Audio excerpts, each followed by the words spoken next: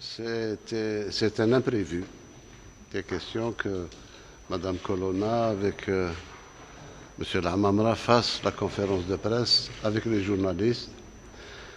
Mais le président Macron, avec lequel j'étais parfaitement d'accord, qu'il fallait peut-être que nous nous exprimions nous-mêmes pour valoriser peut-être cette visite excellente, nécessaire et utile pour la relation entre nos deux pays.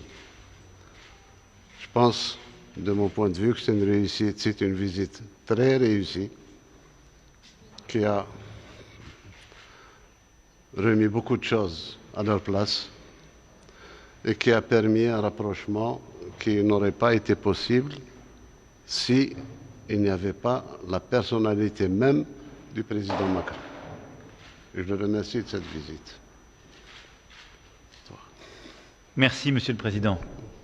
Merci beaucoup. Je tiens à remercier nos ministres et l'ensemble des équipes qui ont permis, en effet, durant ces 2 derniers jours, de travailler à cette déclaration d'Alger pour ouvrir un nouveau partenariat.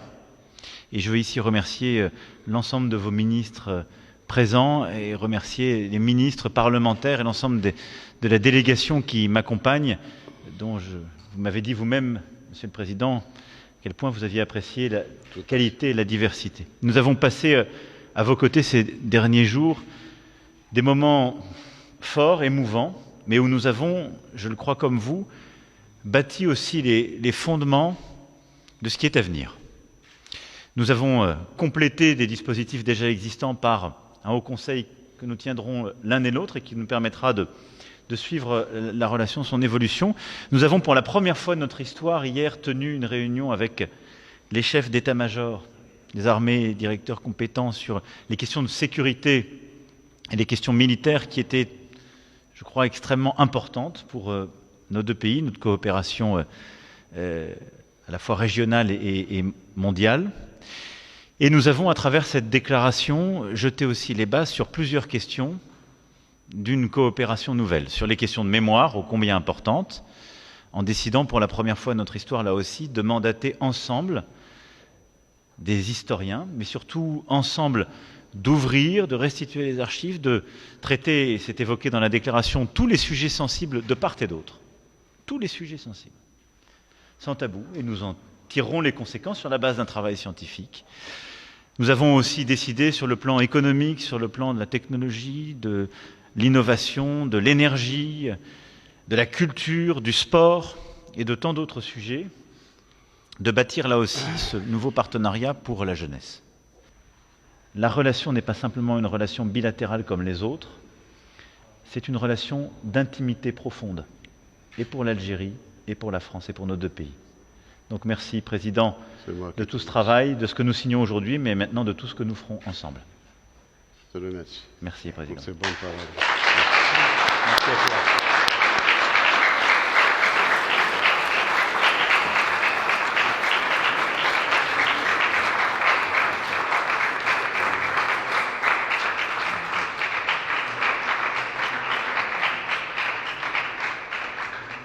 On peut répondre à une ou deux questions, si vous voulez.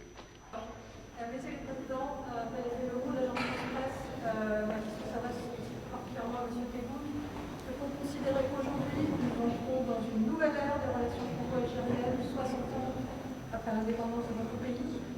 Et plus concrètement, sur les questions de mémoire, quand la commission va-t-elle être mise en place et à quelle échéance peut-être manière pour ceux qui pouvoir apporter des éléments de réflexion et des propositions pour les avoir. Nous sommes mis d'accord pour la mise en place de cette commission d'historiens, presque dépolitisés, pour traiter la mémoire sous l'angle de l'histoire, pas sous l'angle de la politique. Je pense que la commission pourrait être installée dans les 15 ou 20 jours qui suivent, de part et d'autre. Le temps qui leur est imparti, nous avons parlé avec le président Macron d'une année. Ça peut être un moins peut-être s'ils terminent leur travail avant. Ou s'ils prennent encore un peu plus de temps, tant mieux, parce que les bonnes choses prennent du temps. الرئيس الفرنسي إيمانويل ماكرون النسر هيجر قناة الجزائر الدولية الوحدات تونس. هل يمكن القول اليوم بأن العلاقات الجزائرية الفرنسية ستذهب نحو آفاق جديدة في التعاون الاقتصادي؟ شكرا. Oui, parce que tout se tient, et nous le savons. Et donc, comme je le disais en concluant le propos à l'instant que je tenais,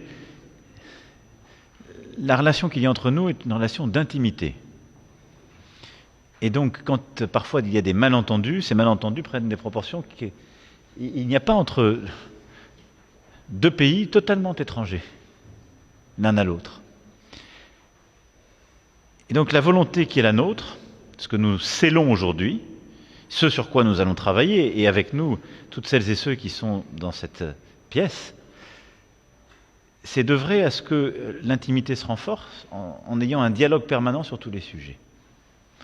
Et y compris les sujets qui, parfois, nous ont empêchés d'aller de l'avant, parce qu'ils revenaient sans cesse, ceux de la mémoire et de l'histoire, avec cette méthode nouvelle, cette approche nouvelle que nous adoptons ensemble pour la première fois. Tout cela va, je crois, nous permettre d'avancer encore plus fortement sur le plan économique. La relation est forte sur le plan économique.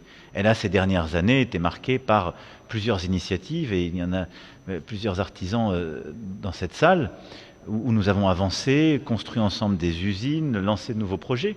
Mais nous pouvons faire beaucoup plus.